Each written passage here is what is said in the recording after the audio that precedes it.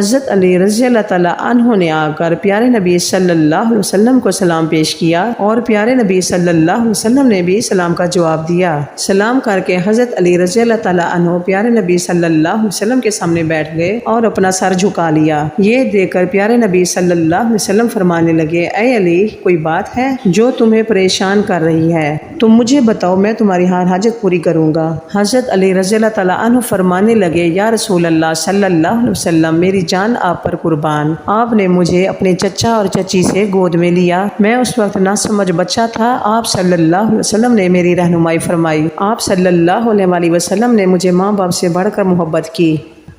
اللہ تبارک و تعالیٰ نے آپ صلی اللہ علیہ وسلم کے ذریعے مجھے ہدایت فرمائی۔ میں اپنا گھر بنانا چاہتا ہوں۔ میں چاہتا ہوں میرا اپنا گھر ہو، میری بیوی ہو۔ یا رسول اللہ صلی اللہ علیہ وسلم، کیا آپ اپنی لخت جگر حضرت بی بی فاطمہ رضی اللہ تعالیٰ عنہا